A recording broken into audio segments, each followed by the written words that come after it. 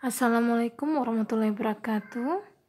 Jumpa lagi dengan video pembelajaran language testing kita. Kali ini saya akan membahas isu yang lagi anyar dalam asesmen bahasa.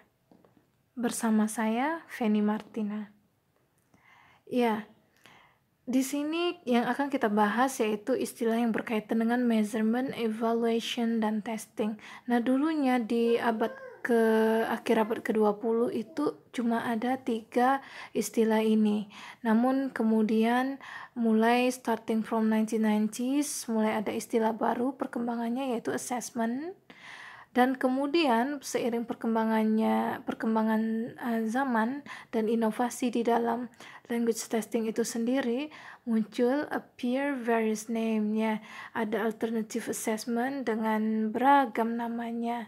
Ada yang nyebutnya alternative assessment, ada yang bilang informal assessment, ada lagi muncul nama process assessment, authentic assessment, performance based, classroom based, and contextualized assessment, yang nanti akan kita bahas satu persatu.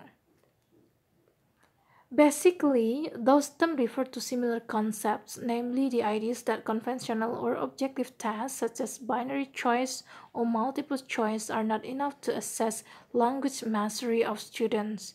The promotions of the above assessment terms was also stimulated by a demand for a match between test tasks and real-life activities in CLT era. Yes, jadi di sini dikatakan bahwasanya conventional method atau conventional test di sini yang dikategorikan konvensional di sini sejenis multiple choice test atau objective test itu dirasa tidak cukup untuk mengukur kemampuan berbahasa siswa. Oleh karena itulah mulai berkembang inovasi-inovasi yang ada dalam tes bahasa yang kemudian juga didorong oleh adanya tuntutan untuk menyesuaikan antara tesnya dengan real life konteksnya pada era communicative language teaching ini tadi. Ya. Kita masuk yang pertama ke tes dan istilah tes ini sendiri. Tes itu merupakan method, katanya a tool or an instrument. Jadi saya lebih milihnya biar lebih gampang mengingatnya, tes itu alatnya, toolnya ya untuk mengukur student ability. Karena habis ini kita akan bahas apa itu testing. The tool or instrument here can be in form of questions to be answered by students, true false items or multiple choice item for students to answer the question, true false item, multiple choice item. So any other form we make are tools or instrument which are called tests. Jadi semua item dalam bentuk pertanyaan yang harus dijawab oleh siswa merupakan itulah yang disebut dengan tes. Dan tes, ingat, selalu berbentuk formal. Karena tes, we prepare and construct them, whether they are written or spoken. Okay. Berikutnya kita masuk ke testing. Testing itu kalau tadi tool, testing ini merupakan prosesnya, proses atau activitiesnya. Kalau di sini bilangnya the activity of measuring atau testing, the activity of measuring students in order to find out information about their ability, mastery, or achievement of learning something. Nah, di situ ya. Kalau proses, jadi dia tidak sekedar alatnya. Jadi testing lebih ke proses. Nanti kita akan bahas juga tipe-tipe tes dan tipe-tipe testing. Mungkin itu akan kita bahas di video selanjutnya untuk lebih komprehensif. Berikutnya ada istilah measurement. Measurement ini refers to the quantifying of the results of a test. It is usually in forms of figures or scores.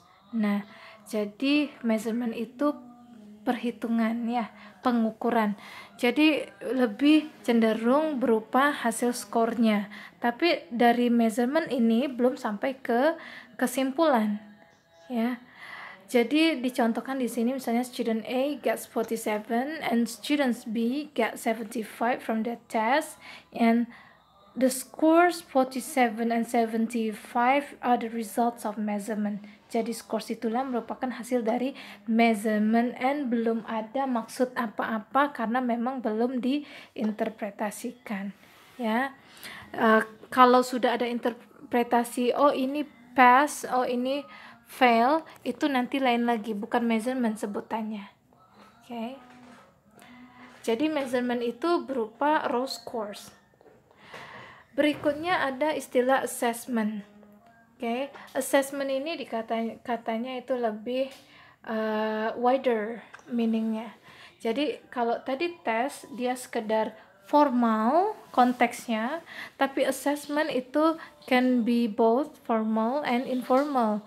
Nah, untuk informal assessment itu biasanya dilakukan secara unplanned and incidental, and can be in form of observations and comment.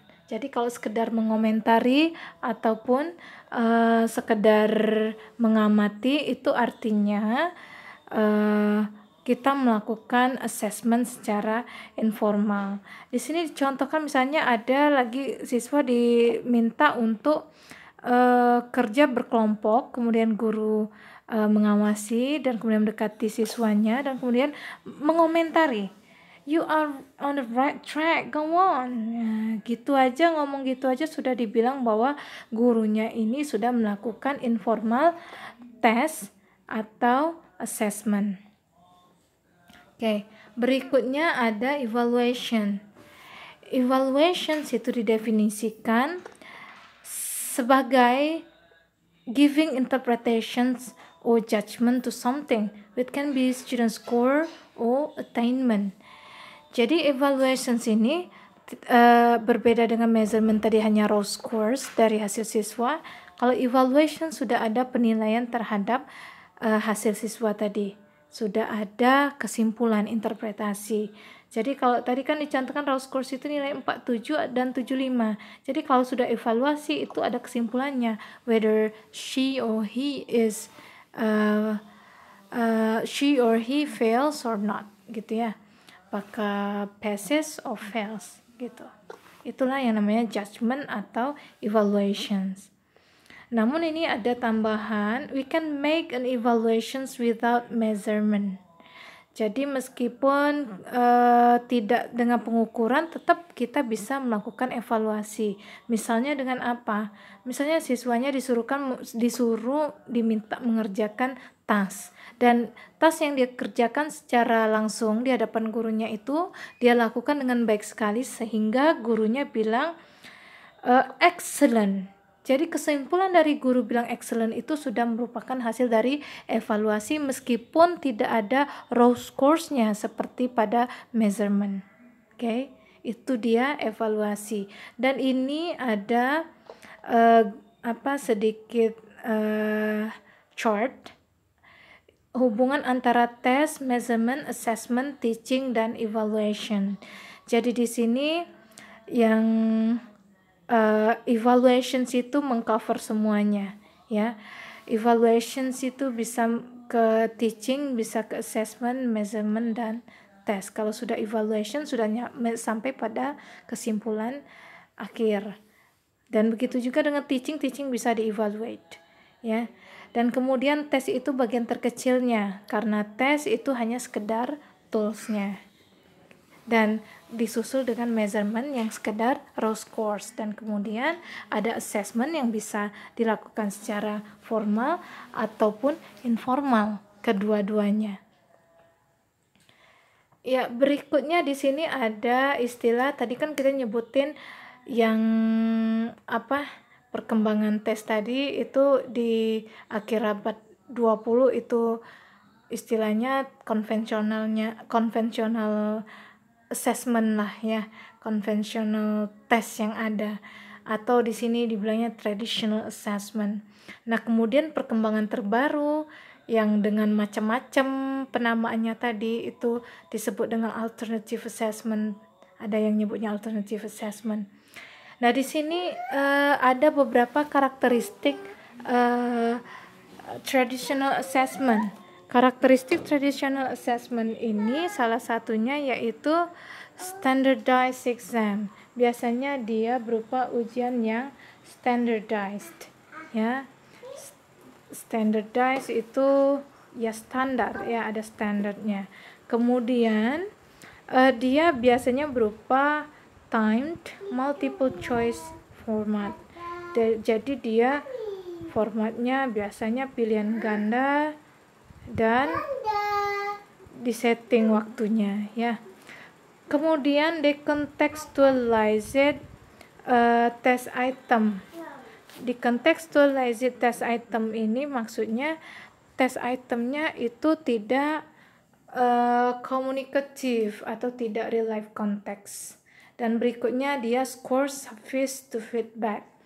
Jadi feedback yang didapat oleh anak itu hanya lewat scores tadi, scores mentah tadi, ya. Kalau misalnya nilai anaknya 75, semua anak yang dapat 75 akan mendapatkan kesimpulan yang sama. Jadi feedbacknya sama, digeneralisasikan, sehingga jika sebetulnya setiap individu itu berbeda meskipun nilainya secara kuantifikasi sama, ya, karena sebetulnya setiap individu kalau mau penilaian yang sesungguhnya yang lebih deep itu kan harus lihat kualitasnya atau kualitatif kita laksanakan. Oleh karena itu maksudnya scoresnya service to feedback. Berikutnya ada non-reference scores.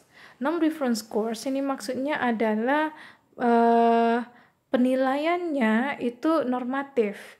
Penilaian normatif itu di mana hasil siswa itu dibandingkan dengan kelompoknya saja, tidak untuk berdasarkan kriteria atau mengikuti kriteria apa seperti yang ada di criterion reference.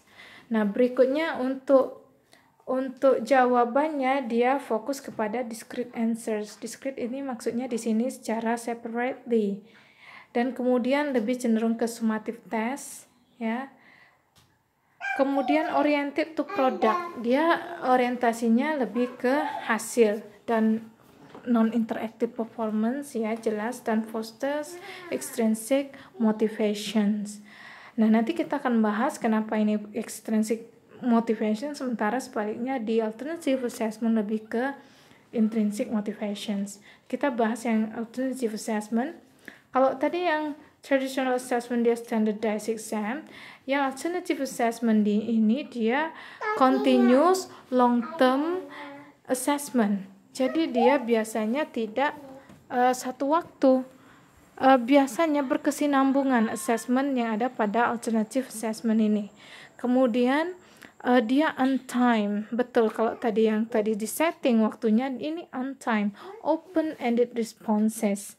Open-ended responses ini yaitu jawaban yang tidak dibatasi, ya, seperti soal essay itu kan tidak dibatasi. Nah, begitu juga dengan alternative assessment ini, tapi enggak melulu tentang essay, ya. Kemudian contextualized communicative task. Contextualized communicative task ini dia lebih cenderung untuk tujuan komunikasi dan real life context. Tidak seperti yang di traditional assessment tadi, dia malah decontextualized, kebalikannya. Kemudian dia individualized feedback. Jadi feedback yang ada pada alternative assessment itu lebih cenderung untuk individualization, atau istilahnya di sini masing-masing per orang anak. Jadi tidak digeneralisasikan nilai anak, meskipun anak 1 dan anak 2 kalau secara traditional assessment nilai 75 digeneralisasikan kemampuan berduanya sama, ini tidak, lebih mendalam penilaiannya dan lebih mengarah ke personal per individual satu orang anak. Jadi yang dilihat di sini orientasinya tidak sekedar produk. Oleh karena itu, jadi yang dilihat itu prosesnya, di prosesnya itulah assessmentnya. Oke. Kemudian criterion reference scores. Jadi scoresnya berdasarkan kriteria-kriteria tertentu, tidak sekedar normatif. Dan kemudian open-ended and creative answers yang diminta. Ya, tidak discrete answer sekedar multiple choice disuruh A, B, C, D, kalau di sini kan creative answer yang diminta. Terus dia cenderung ke formative, terus oriented to process tadi yang sudah saya bilang, terus interactive performance, ini ciri-cirinya yang alternative assessment ini menekankan pada interactive performance ya. Kalau yang traditional assessment dengan settingan formal test dan mengerjakan multiple choice test itu kan sangat non interaktif. Sementara kalau assessment yang alternatif ini kita bisa bayangkan misalnya mengerjakan sebuah project ya, dan itu sangat interactive performance. Oke, fosters intrinsic and motivations. Nah, ngomong-ngomong masalah extrinsic dengan intrinsic di sini. Kalau extrinsic di sini adalah motivasi yang datang dari luar. Sementara intrinsik itu dari dalam diri anak. Nah, di sini kenapa dikatakan traditional assessment itu lebih cenderung ke extrinsic motivations, sementara yang alternative assessment itu lebih cenderung ke intrinsic motivations.